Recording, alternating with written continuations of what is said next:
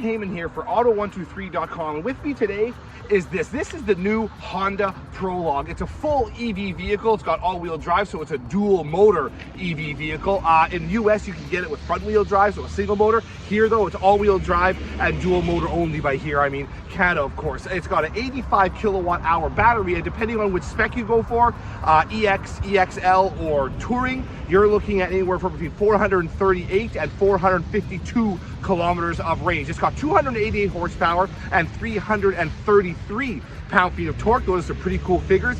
I like the look of it. I think it's got kind of almost an Audi-like stance. Obviously, it shares a lot, as has been well documented, with the Chevrolet Blazer EV and the Equinox EV. It's about the same size of those vehicles, but the styling is a little more classy, I'd say, a little more squat, a little more kind of almost tough looking than those, which are kind of more kind of sporty, futuristic looking vehicles. This one here, a little classier, in my opinion, especially in this white here. You could also get a blue, and there's some other colors as well. So it's a cool looking vehicle on the exterior. Let's have a look inside.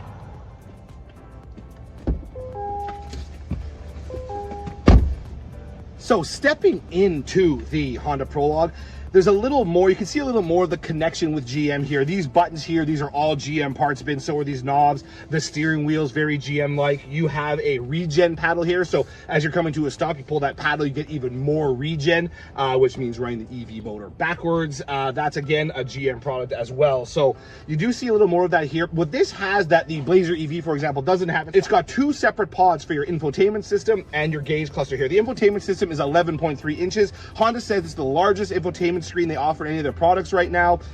The one in the Accord is a little bigger, but apparently this one, the way it's measured, there's more usable space on this one here. This is 11 inches in front of me here. Heated seats up here and cooled.